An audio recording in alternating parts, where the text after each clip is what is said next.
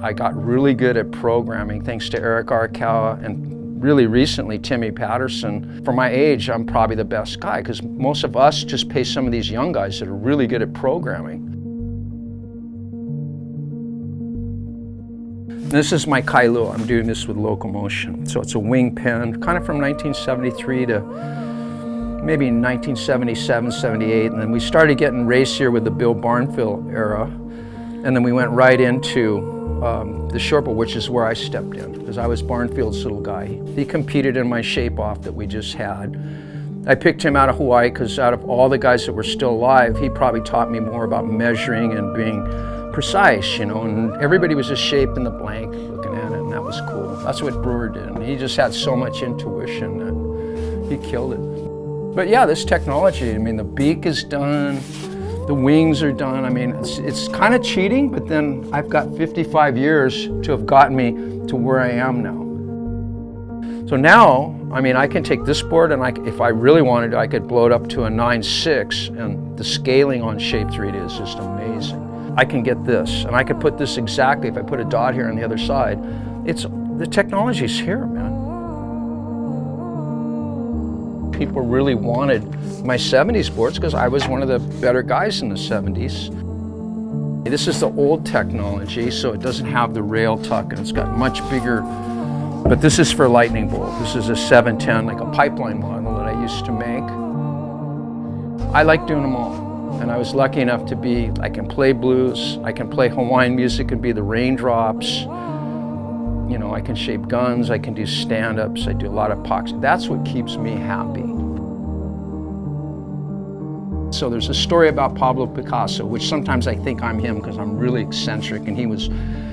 Anyway, so this lady comes up to him at a restaurant and says, "Oh, Mr. Pablo, I wish you can do a rendition of me." I think she was French. And he said, "Yeah, cool."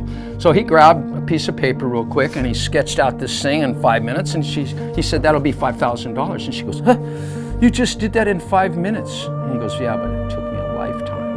And she just shut up and paid the money, you know. I don't know. We're artists, dude. You know what? Artists are gonna be real valuable. People that grow food are gonna be real valuable, and I think the people that keep our hearts in the right spot creatively wise, that's us, that's me.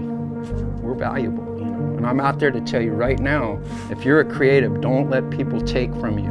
Because we always give way too little and don't expect enough, and they take so much, and you know, they're not gonna take care of us. Not everybody, but generally speaking, creatives just get work. They're empaths like me, and they got all this creativity, and they're painters, and they're musicians, and shapers. We just ask for too little. So what do? We need to be the 80% and let those guys that know how to do money, let them be the 20%. I want the 80%. Why not, man? 55 years, a hip later, and God knows how many backaches, you know what I mean? So I try to come up here once a day, usually around 5 o'clock, because my daughter asked me to please not play past that. And so I'm up here and I'll watch the surf and everything around 5 o'clock. I hope my hands aren't too stiff.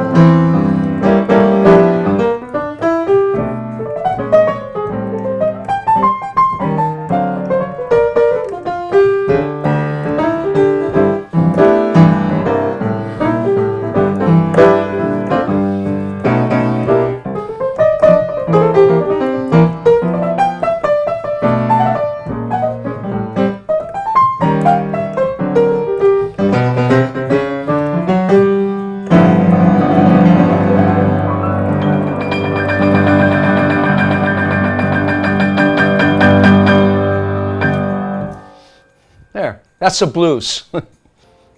Beautiful. Cool. You're the only guy that's got that. You're the only fucking guy that's got this. You know?